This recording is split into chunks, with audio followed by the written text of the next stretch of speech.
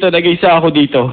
Naku, parehas naman tayo eh. Wala, nag-iisa lang ako. Eh, taga dito ka naman eh. So, may family ka dito. Ako, wala. Ay, hindi. Hindi ako taga rito. Ibang planeta. Okay! Eto, sikat na sikat, mga kapamilya. Alam niyo ba, nung una lumabas to dito na Pukyaw, napaka-stand SRO ang show niya sa Metro Bar. Ganun katindi, tama ba yan? Apa, nagpapasalamat ako sa Wawawi. Wow, talaga. Ano Ayan. ka ngayon? Hindi ka Pukyaw. Ano ka ngayon? Aspu. Aspo na may nararamdaman pa rin. Ano ang nararamdaman mo? Ano nararamdaman mo? Tao ka pala, tao. Oo, na masaya pala. Ito, maganda. Alam niyo, hindi niyo napapansin. Si Puho, may dinadala to eh.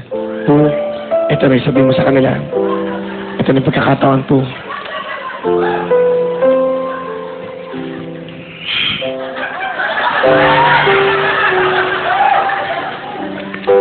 Dapat nga maging masaya ako, alam mo yon, kasi yung kinuwento ko sa inyong yung sa boyfriend ko.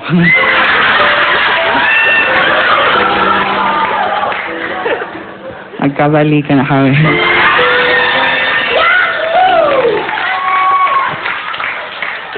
Naging ano siya, naging mas sweet. Naging ay. Ang dami niyang, alam mo yan, naging matulungin na siya lalo ngayon. Nagbaga na siya. Kasi yung kapitbahay namin may poso. Mag-iigib kami, dalawa kami. Nakakatuwa kasi matulungin na siya. Katanayan nga siya yung magbobomba. Alam mo yun? Pero ako yung magbubuhat ng mga ano. Pero okay lang naman yan kasi love you too, pare.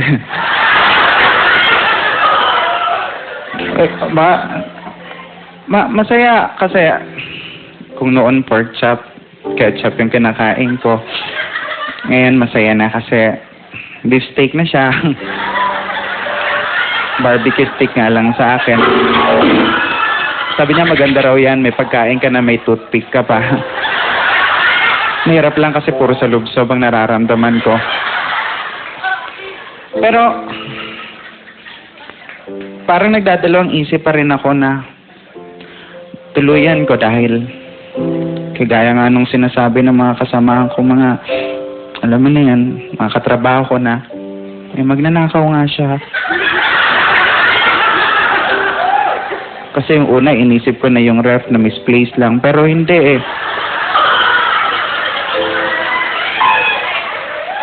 Nawala na yung TV, nawala yung aircon, electric fan, component, ibang mga appliances. Sumadya ako one time sa kanila. Nakita ko lahat ng mga gamit ko. Sabi ko, ano ginagawa ng gamit ko rito? Sabi niya, hindi. Ipaparaffle ko to para sa mga mahihirap. Natuwa naman ako dun sa puntong yon kasi matulungin naman pala talaga siya. Ako nga lang yung nagsasakripisyo. Katunayan nga, pinaraffle niya talaga.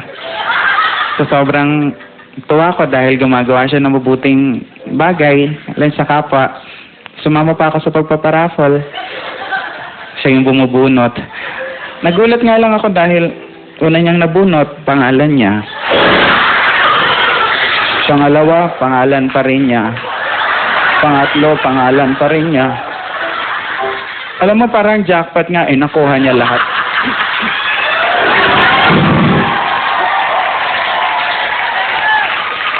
Okay.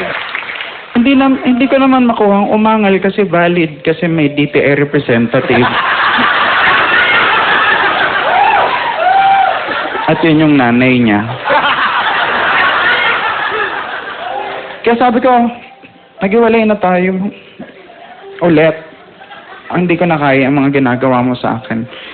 Sabi niya okay lang kasi ready na raw siya. Kasi kahit iwalayan ko siya, may trabaho na siyang nakita. May nakita na siya. Isang salon. Kaya pala iba yung naramdaman ko. Bakla na rin ang loko. Ladies and gentlemen! Ibang klase Ambassador, you're the man!